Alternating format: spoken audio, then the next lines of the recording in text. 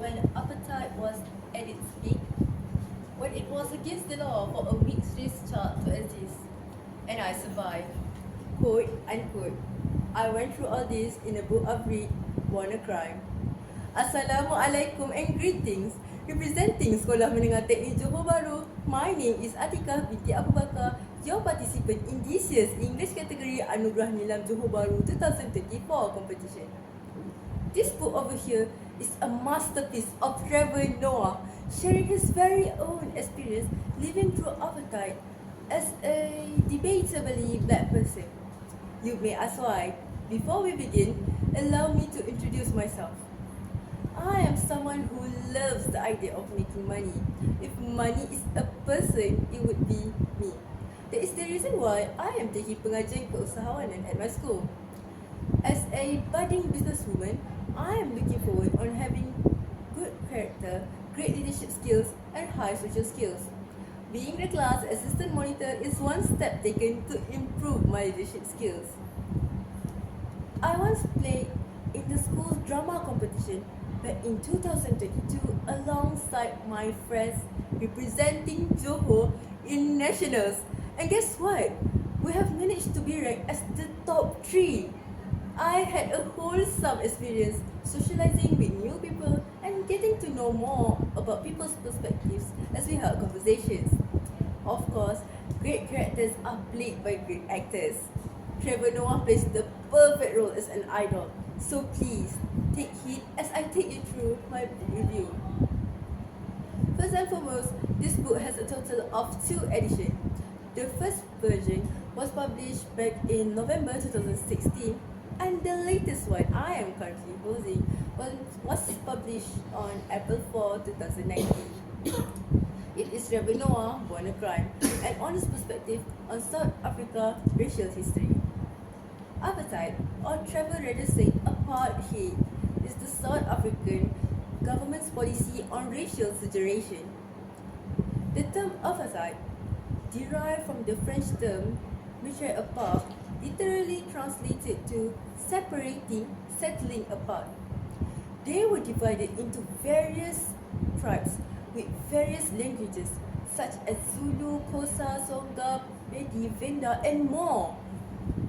All non-whites were systematically classified into various groups and subgroups with differing levels of rights and privilege to keep them at odds. For decades, these feelings were held in check by a common enemy. Then eventually, as time flies, apartheid fell.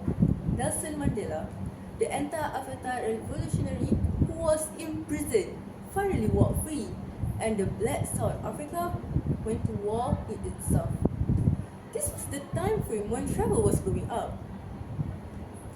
More often than not, being born to a South African mom and a white European dad means Trevor Noah will not have a normal family. The options were either to leave Africa or the government would snatch the child away from the parents. And Trevor's mother chose neither. She would told him, "I choose to have you," and she did, raising him as a single mother. So many black people had internalized the logic of apartheid and made it their own. Ice rinks and dive-in and sub-earths, these were the things of white people, and thanks to Trevor's mother for allowing him to experience all of this when nobody his age did. Their neighbors and relatives used to pester his mom. Why do all this? Why show him the world when he's never going to leave the ghetto? Because, she would say, even if he never leaves the ghetto, he will know that the ghetto is not the world. And if that is ever all I accomplish, I've done enough. What really amazes me is the fact that Trevor's mom had him at a time where they could not imagine that apartheid would end. There was no reason to think it would end. Trevor was nearly 6 when Mandela was released, 10 before democracy finally came.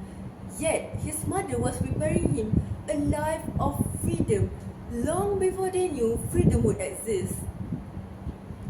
There are a 1,000 things you can learn from this book, even from a single chapter alone. And as for me, this book have taught me the importance of emotional intelligence. Generations after generations, as technology approach, I believe people are lacking in these skills. Emotional intelligence is the ability to manage both your emotions and the emotions of people around you, to understand them. As I read the book, I noticed Trevor Noah never described how he felt discriminated under a certain situation without understanding why he is being discriminated. Knowledge is power. If I were given a whole day to talk about this book, I would prepare myself gallons of water because I would be talking non-stop. Hence, this is your sign to read this book or maybe listen to the audiobook. Until we meet again, maybe in South Africa with Trevor Noah himself. Assalamualaikum.